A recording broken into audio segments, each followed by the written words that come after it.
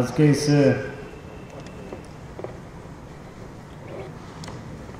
नए अध्याय की शुरुआत के शुभ अवसर पर माननीय मंत्री एवं आज के मुख्य अतिथि सम्मानित नितिन गडकरी जी, हमारे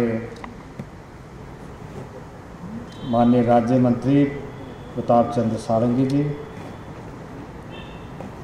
माननीय राज्य मंत्री ट्राइबल अफेयर्स रेणुका सिंह जी, हमारे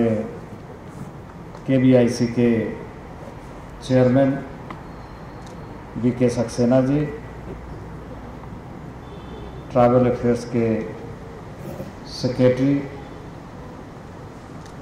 आदरणीय दीपक खांडेकर जी, यहाँ उपस्थित MSME मिनिस्ट्री के, ट्राइबल अफेयर्स मिनिस्ट्री के, नेस्ट के सभी पदाधिकारीगण और मीडिया के सभी मित्रों, आज के इस MOU के बारे में आप सबको हमारे दीपक खांडेकर जी ने और रेणुका जी ने और प्रताप सारंगी जी ने आपको पूरी तौर से बताया है कि इस MOU के माध्यम से हम किस तरीके से न केवल अपने उन आदिवासी विद्यार्थियों का, छात्र छात्राओं का यूनिफॉर्म के माध्यम से हम KBIC और ट्राइबल अफेयर्स काम करेंगे, बल्कि इसके पीछे उद्देश्य है हम देशज रूप से अपने उत्पाद को,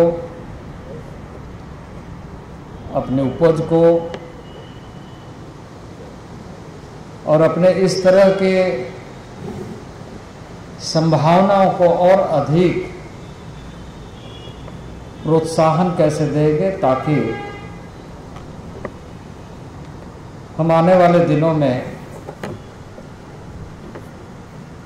इस बात को सुनिश्चित कर सके कि राष्ट्रपिता महात्मा गांधी जी ने जिस स्वदेश की बात की है, जिस स्वराज की बात की है,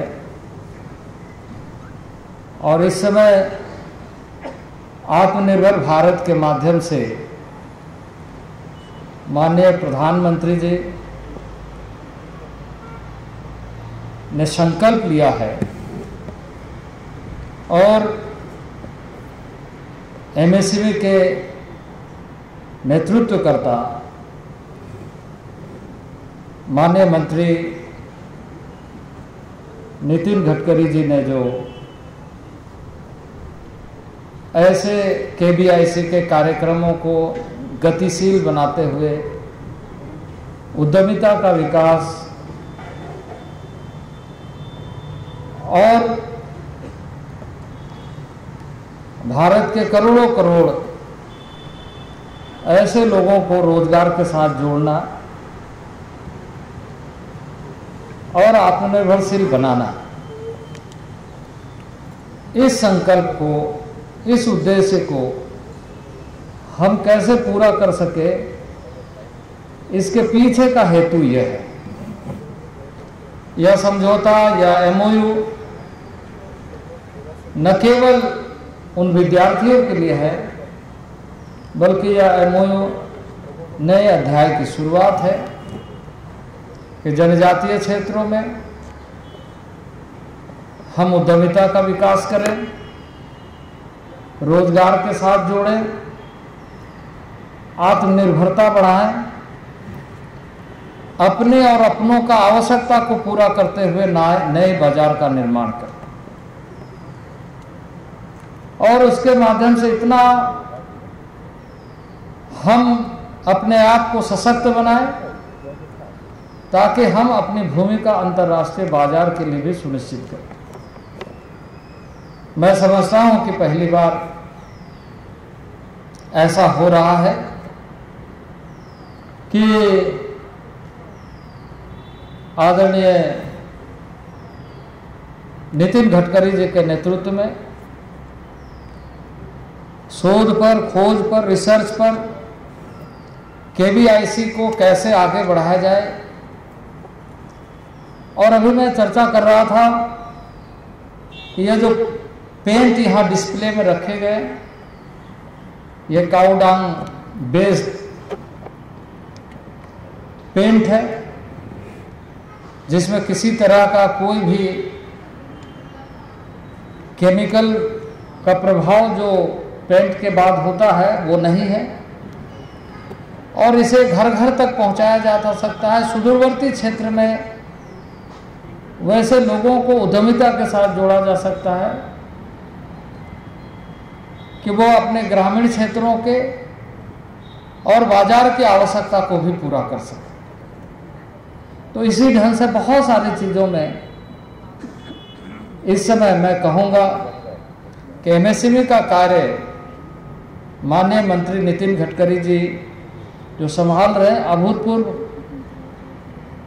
एक तरीके से यह क्रांति का उद्घोष। इसलिए मैं मानता हूँ कि माननीय मंत्री टेक्नोलॉजी के साथ, इनोवेशन के साथ, देशज तकनीकी को और देशज क्षमता को बहुत अच्छे तरीके से समझते हैं और उस पर कैसे काम किया जाए। क्योंकि कई बार सोचने का काम बहुत लोग करते हैं, पर उसको कैसे किया जाए, कैसे करा जाए, कैसे उसका रिजल्ट सामने आए, वैसे जो एक कार्य करने के और उसका परिणाम सही आए, उस लक्ष्य को प्राप्त करने की दृष्टि से एक बहुत ही संवेदनशील भी है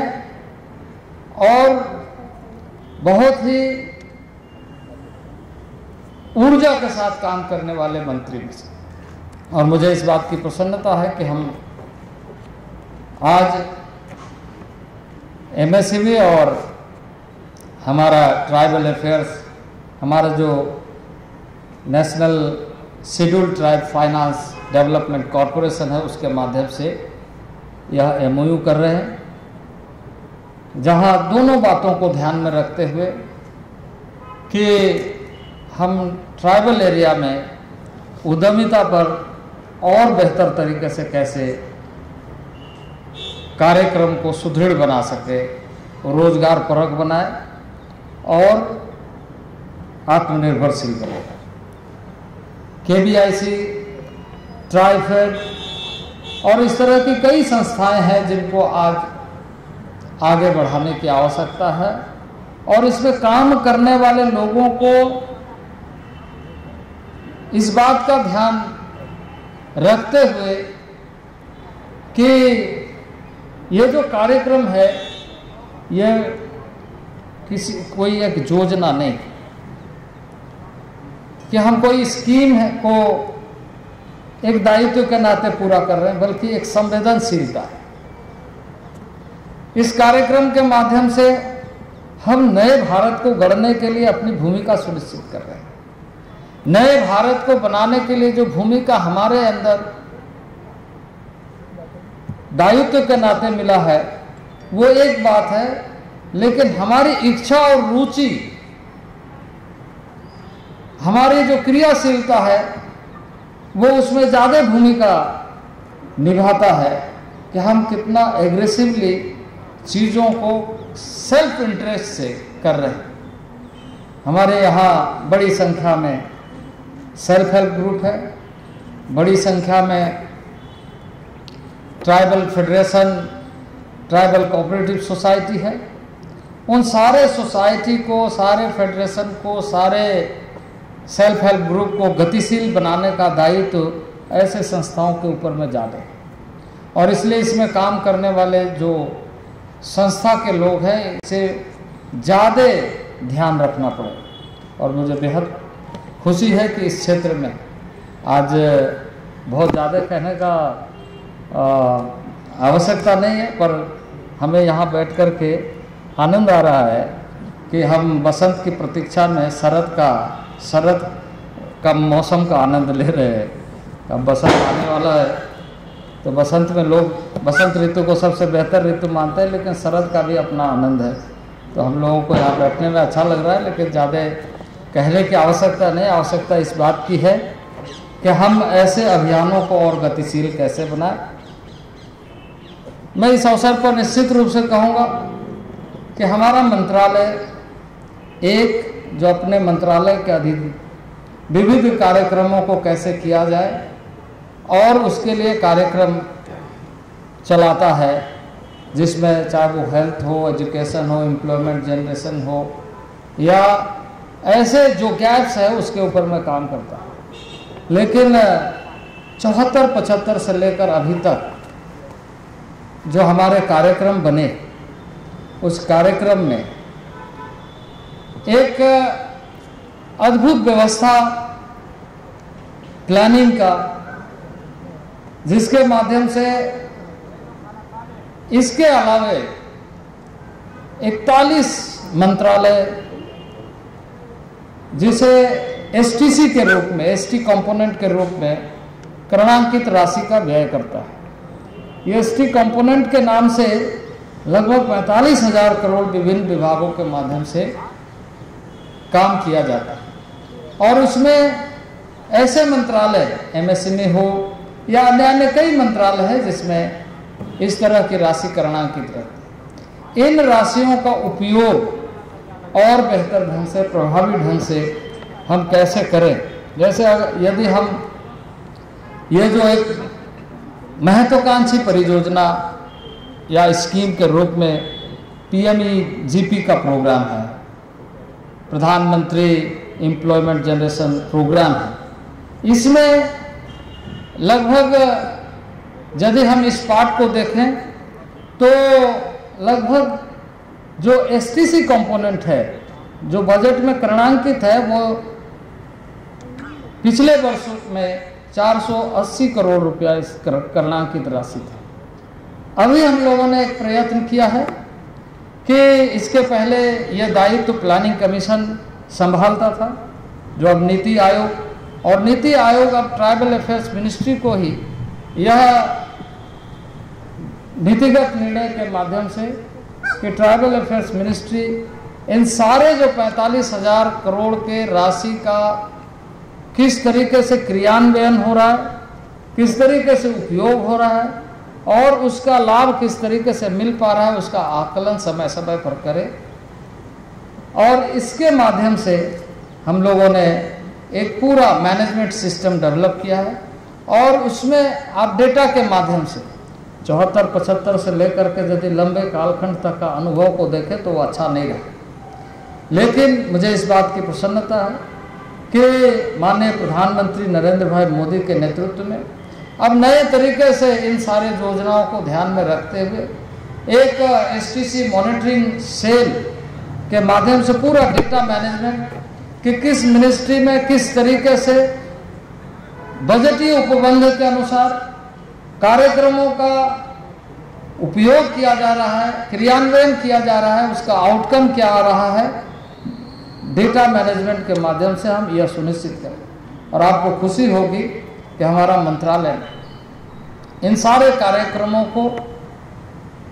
पूर्ण रूप से,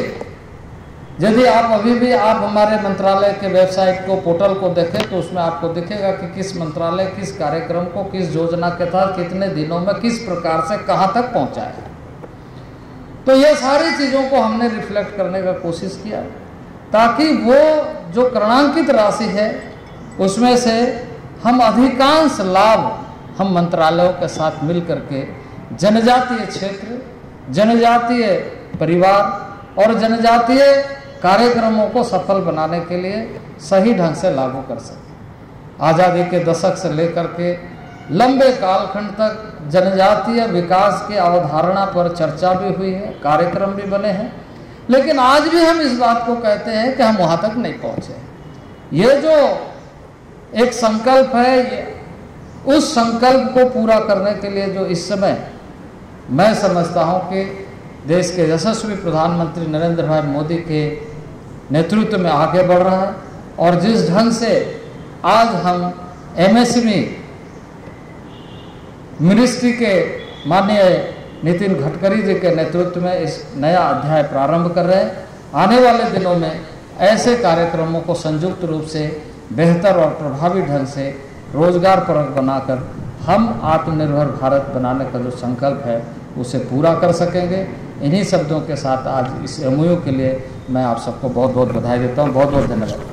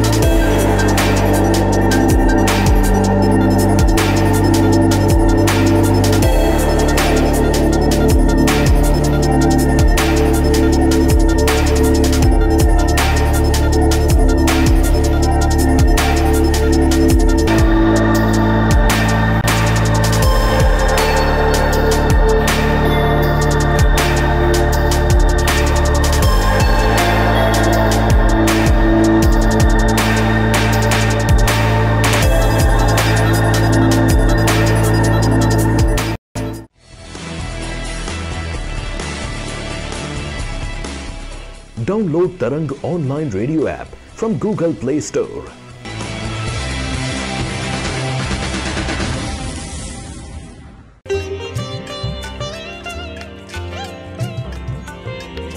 You are listening to Tarang Devotional Online Radio.